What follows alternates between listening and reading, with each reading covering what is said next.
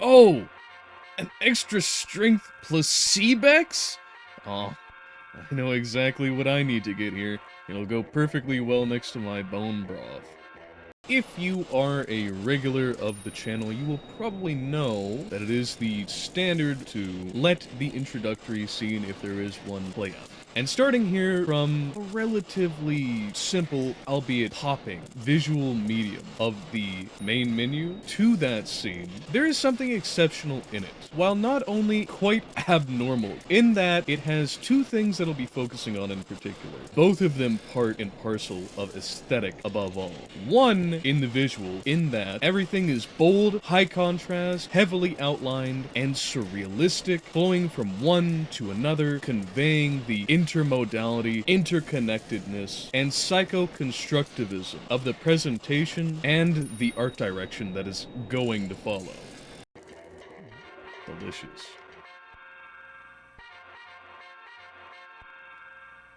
Alright, but what if I want to? Yeah, it's too late for me. I'm already gone. This is the big sleep mode. I'm there. And on the audio side, taking those same principles and conveying them by a harsh, techno-futuristic, retro-psychedelic, and yet brutally electro-industrial fashion, converges together to tell you exactly the variety of game that you're about to be playing in the immediate future, and compresses it to a fine point in standing you up in first person to an environment that perfectly matches the visual cues identified, and even audially in a heavily echoing typewriter that follows the exact rhythm of the track that laid out the red carpet for it. Beautiful.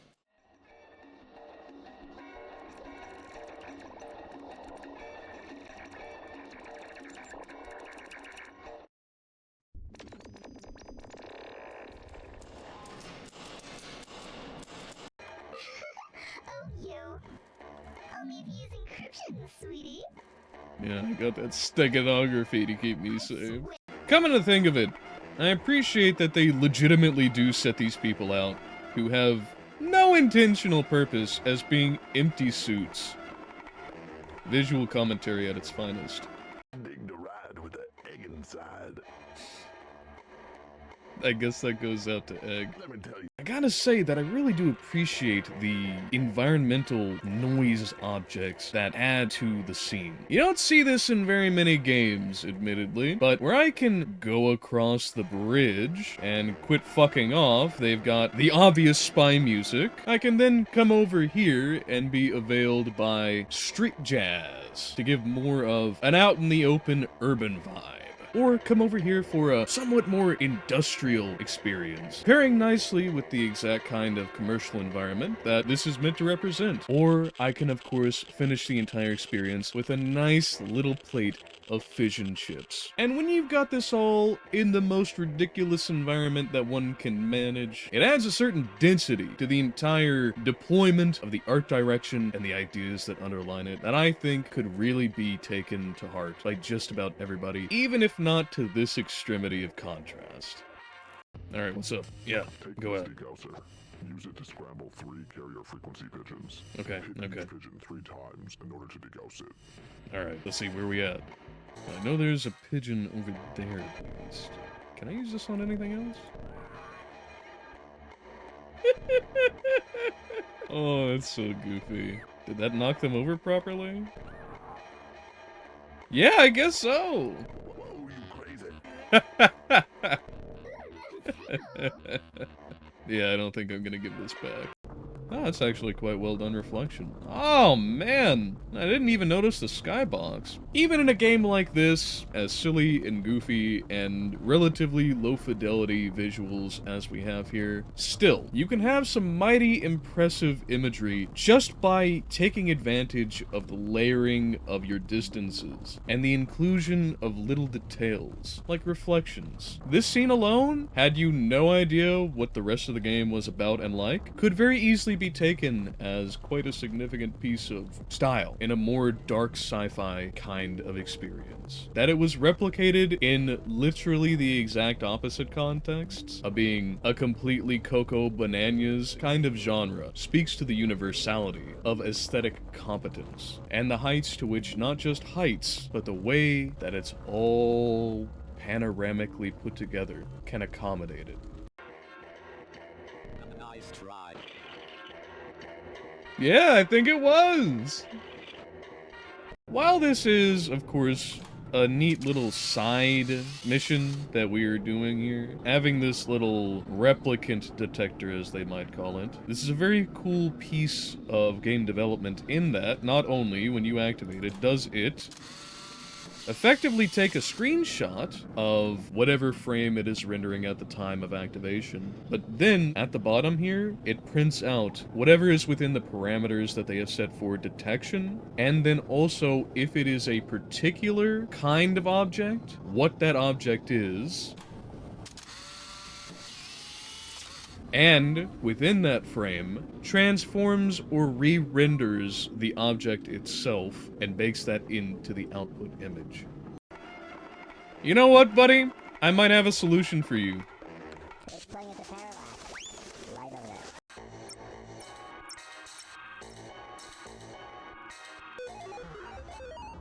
Oh shit.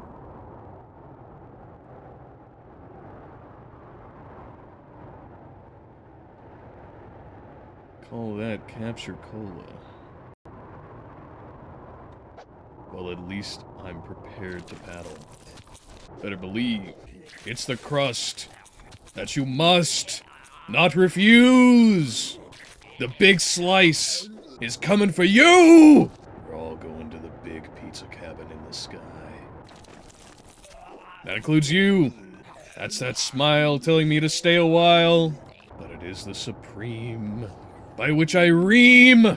You are not but banana peppers and jalapenos to me. Spicy, but still mere substance. Thanks for collecting the pigeons. This is my Mima's secret pigeon pot pie recipe.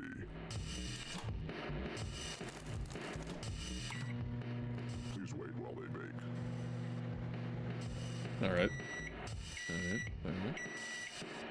Just like Mima used to make. But is it as good as Rad Scorpion Pie? That's the real wonder. Let's find out. I have 4th-degree burns all over my entire face. That doesn't tell me whether it's better or not! Keep going! What's up? I'd hope so, you know? It is lunchtime after all. And I am a snack.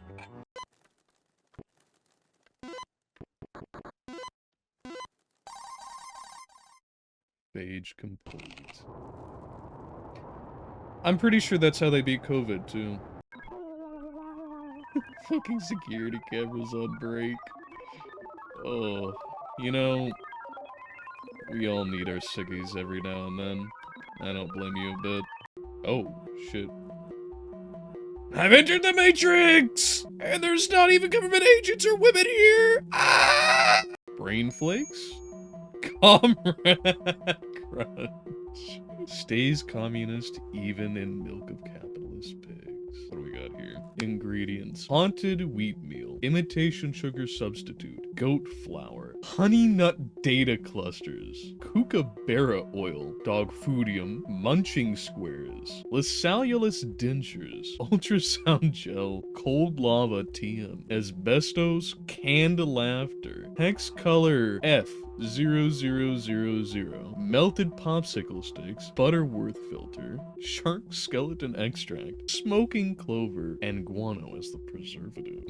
All part of a very well-balanced diet brought to you by Stalin. To contact the Kremlin directly, dial 3 now. Long-distance charges will apply. For Sultan, dial 666. To exit this menu, dial 9 now. To hear these menu options again, dial 0 now. Wait a minute. You're telling me that the Kremlin and Satan have two separate numbers? That's awfully redundant. Oh no. My zoomerism is shining through. I don't know how to use dial phones. Sheesh.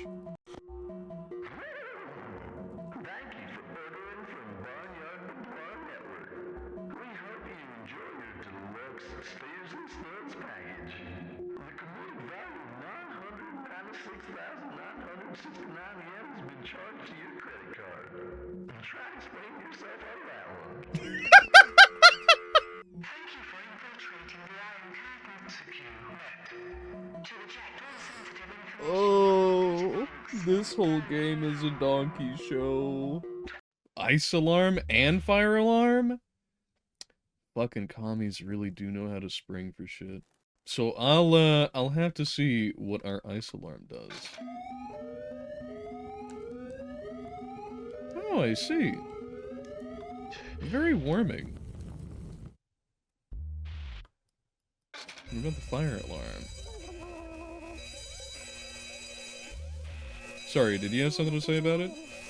Oh, thanks, ma'am. Oh? Of course. Industrial grade breadcrumb analog. I'm sure it won't make their guts explode.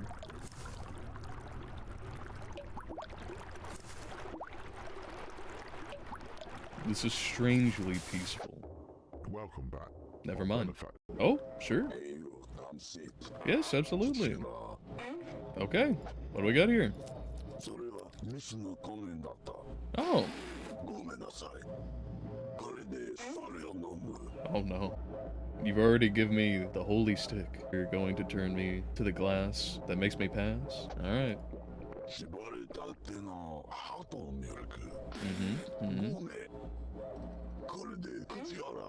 Alright, now this has to be the libation, for which there is no representation.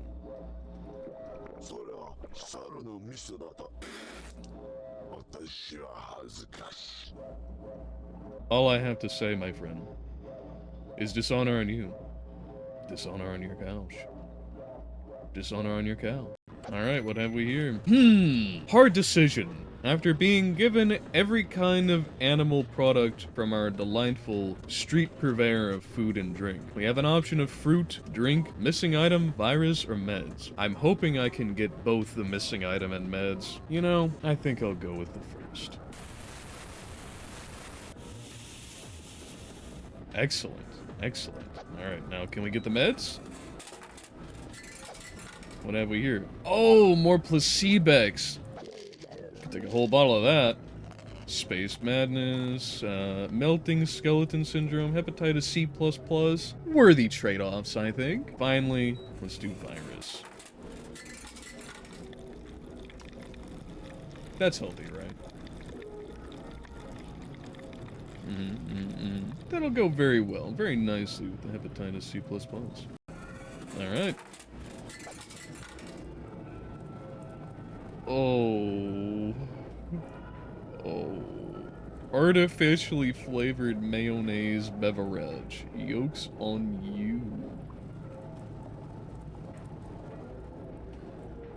That is the most white bread thing I've ever seen.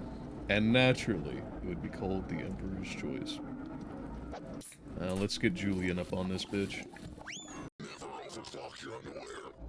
Don't tell me how to live life.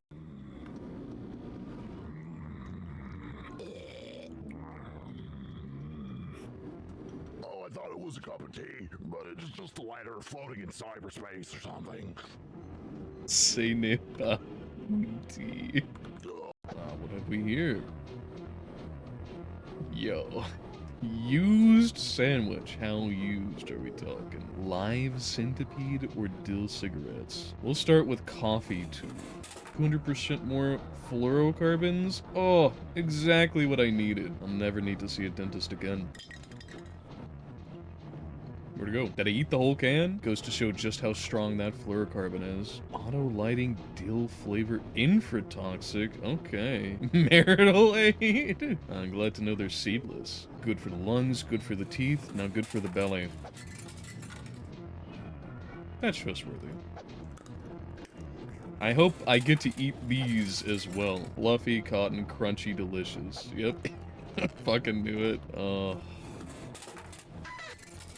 I think that'll keep the viruses very well. Okay. Yeah, it might make the tongue tingle a little bit, but nutritious nonetheless.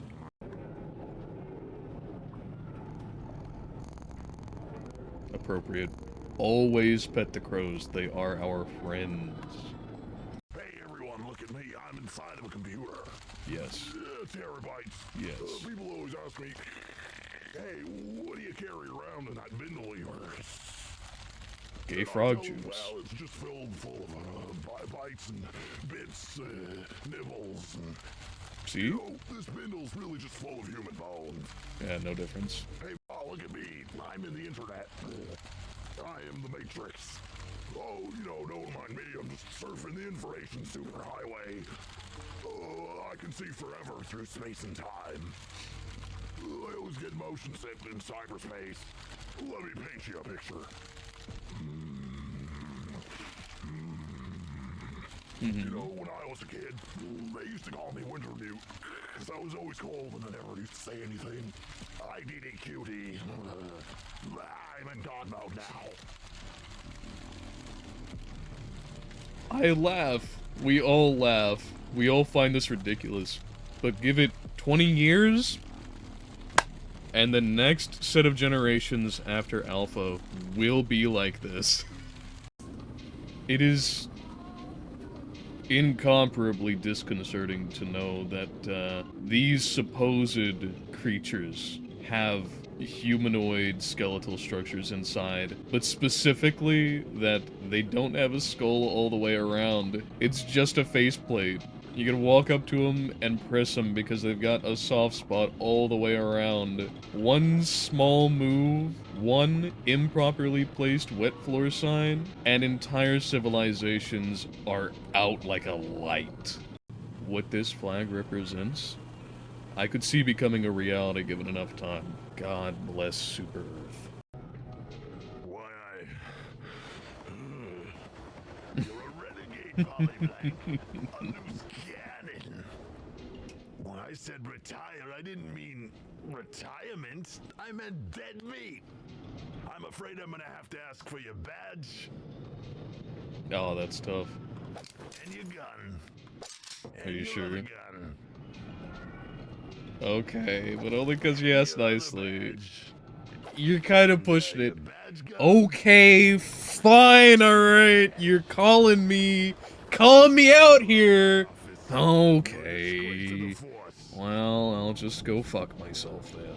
Chapter 1 presents us with Goyadkin, main protagonist, as he would be. Quite the quirked up individual, to put it into today's terms. And therein, his situation as being a civil servant with a house servant by the name of Petrushka. And in his quirked up state, he has hired out all of the fittings and regalia for presentation to something yet unknown, although hinted at as a dinner. Livery for the boy, newish attire for himself, and even a more noble carriage, of which he has no access to in his regular bouts. As he proceeds down the street, he has begun to attract a crowd with his unusual behaviorisms, anxious and rather decoherent as they are wont to be.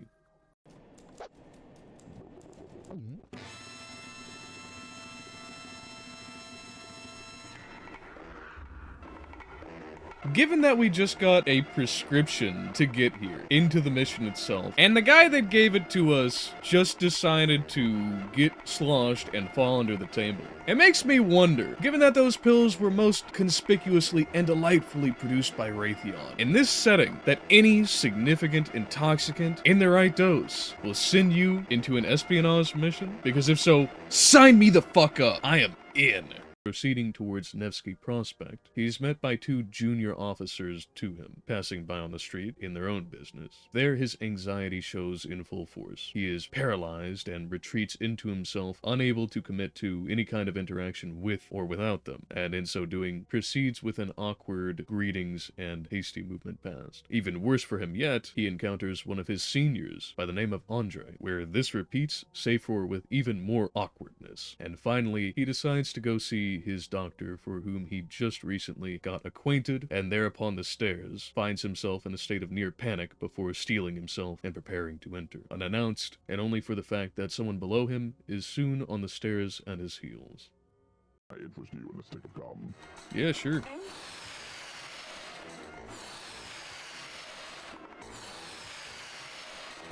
My eyes. Your mistake. I would argue that Chapter 1's value lies in its capacity to, without any overtones, set us down right in the midst of a character with all of his motive features, peculiarities, uniquities, and through the very actions of the individual themselves, with relatively little internal introspective expression, present to us not only the variety of setting, but also how he operates within it. To be able to characterize, all in the course of a single chapter, everything one needs to know as the foundation thereof. I want to go see the big sleep mode, but they say I'm too young to get in. You and like half of the angsty teens in the world. Not to have so much of a slow burn that gradually builds, but through the pragmatics themselves, the context of their behaviorisms, and both the verbal and nonverbal thereabouts, give us the framework whereupon the entire rest of the thing can be assembled brick by brick. In short, taking us from zero to accelerating with the greatest of ease, predominantly through subtleties rather than overt presentations or preambles. Fucking pull cord? Believe in yourself.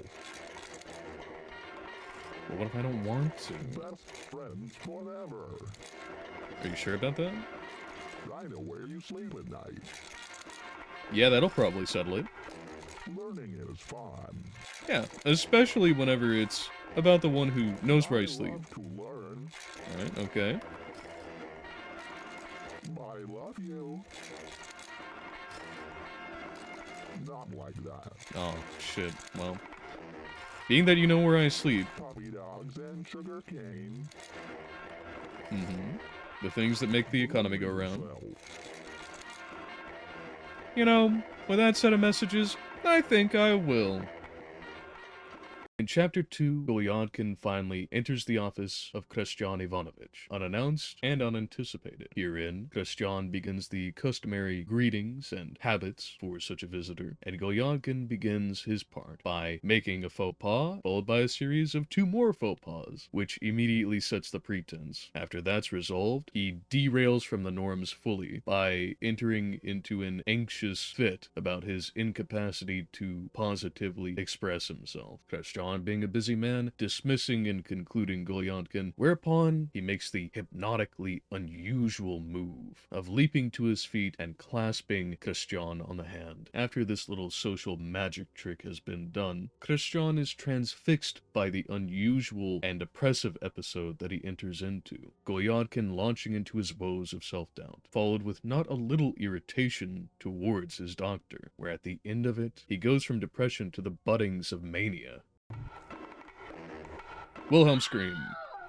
Transitioning with a perfect bait for Christian into hints at social malignity and Golyadkin's distaste therefore, aligning himself against those who he considers dishonest, when a colleague of his by the name of Vladimir Semyonovich is nepotistically promoted by his uncle Andrei Filipovich, and somewhere thereabouts near in time, his old benefactor, Olsufi Ivanovich, has something of a character assassination being built up by gossip about him, wherein he is supposed to, instead of going to pay back the debts for food, marry a woman who is considered rather of ill repute, a German, Karolina Ivanovna. And finally, at the end of all of this unexpected torrent, Golyadkin bids Christian farewell, leaves with the intent of going back to his office, is met by Petrushka in the carriage that he rented, hops into it, looks back over his shoulder to realize that the befuddled doctor is there standing and watching him leave, and then makes the comment that he's the silly one.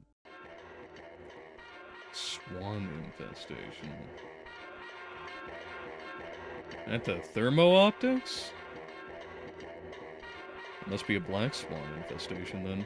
And what Chapter 2 does for us, building upon the subtleties of Chapter 1, and the characterization and immediate accoutrements, the effects of Golyadkin continues to weave and knit together in that same vein of subtlety, the kind of social conditions that existed in this period of time, and specifically that Golyadkin is engaging in. Moreover, that all of the characters are immersed in, the kinds of relations that exist among them, and therefore the explicit habits that are ingrained into the cultural fabric, as opposed to an exposition dump or sprinkling throughout little excerpts or more boldly outlined material. Through the social dysfunctions of this one character and how this free radical goes about working with those who follow these norms, we have a keynote example of how to offer a map of the territory in a given world, in this case a historic one. So my experience with Jazzpunk thus far has been a mighty positive one. It has been irreverent, comedic, very referential to all of the things that I find, if not endearing, then absolutely positively preposterous. And for that, comedy value, integration of all of these minutiae which otherwise always stand in the background, brought to the forefront very self-awaredly. I am very, very happy to have had the opportunity to have this experience, and most of all to share it with you all. The aesthetics, while simple, are still holding strong. The density of things to do has no competition. And the quality of dialogue and minigames scattered throughout is so high for what they're trying to achieve that I can't imagine how this game was made without at least 1 metric ton of crack. I thank you all for being here with me today. It has been a phenomenal time. If you thought so too, then I invite you most heartily to like, share, subscribe, and hit that bell icon so you can see more content from the Threefold Manifold going forward. If you liked it enough that you'd care to see a continual stream of our shorts and our updates, and maybe even engage with me and the folks who also think so too, please go ahead and look in the description or on the channel pages for our links to the Threefold Edifactory Discord server, Instagram, BitChute, X, Spotify, and if you think it might be worth some of your hard-earned monies, go ahead and hit those links for a one-time donation by Stream Elements, or for something a little bit more recurring with some benefits back to you, worth checking out over on Patreon. And, without further ado, I bid that you all never miss your opportunities. Till the next time.